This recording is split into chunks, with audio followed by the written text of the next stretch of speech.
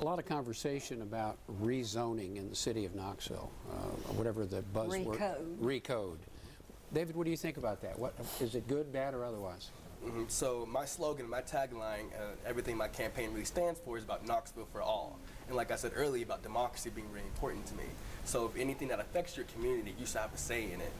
The Recode process hasn't been as democratic as I think it should be.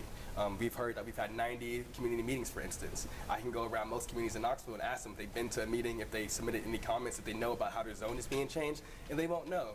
So I think in Knoxville we need to strive better, so when we make these decisions that people are involved. So personally, I am not supportive of it, and I won't be supportive of it until I feel and see that communities have a real voice in how the neighborhoods are changing. Yeah. You know, I've sat in neighborhood associations where, you know, they're vehemently against it, and then there's some that are like, this works for us. You know, the one message that I have is people have got to get involved in their neighborhood associations. It's critical if they really want to be a part, they want to be engaged, they want to make decisions.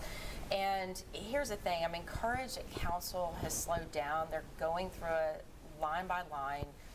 They're listening to constituents. As with any working, living, breathing document, there are pros and cons, and there are certainly concerns.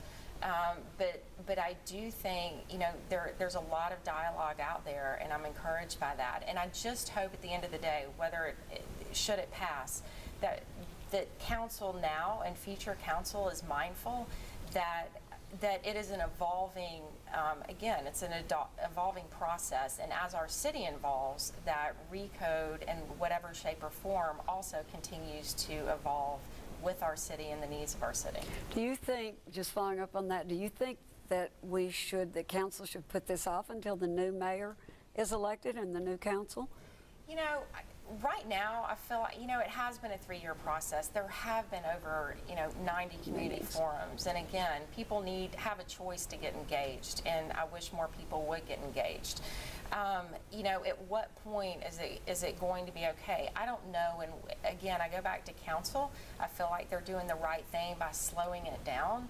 But I also feel like you have council members that people have elected, and hopefully we entrust those people to be decision makers on our behalf, because I know they're out there, they're listening, and they're looking at the issues and concerns that people have. David and Janet, the leadership, let's talk about the leadership that we have had with council and with the mayor's office.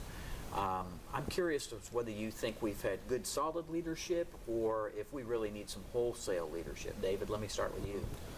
So one thing about Knoxville for All is that we want to transform this city. Saying the way the city has been working, the status quo, isn't actually enough. So just the expectation of a few thousand people vote for some representatives and they make all the decisions for us, we're saying that's not enough. So it's about who is in leadership, but it's also about the democratic processes. And so in giving people more avenues to participate in decisions that control their lives, whether it be in the budget, whether it be in development, and whether it be in city operations. So yes, we can talk about different leadership, but until we make those structural changes, I believe we won't see the changes and transformation that so many communities in Knoxville need. Janet? So I go back. Between the Haslam administration and the O'Hara administration, our city has made tremendous strides over the last 16 years. And so I think we've got great momentum, and I hope that we can continue that momentum. But I go back to, there are a lot of new visions that are coming to the table. And so I'm really about, let's discuss the future of our city.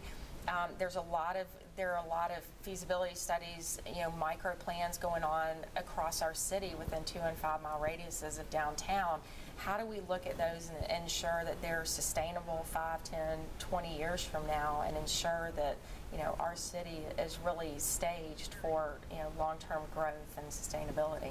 Janet and David, that's all the time we have for this morning, but we hope to have you back before the November regular election. Again, thanks for your time this morning. Thanks for having us. Absolutely. Best of luck in the August primary, and we will be back with more of our conversation about a changing city council right after this.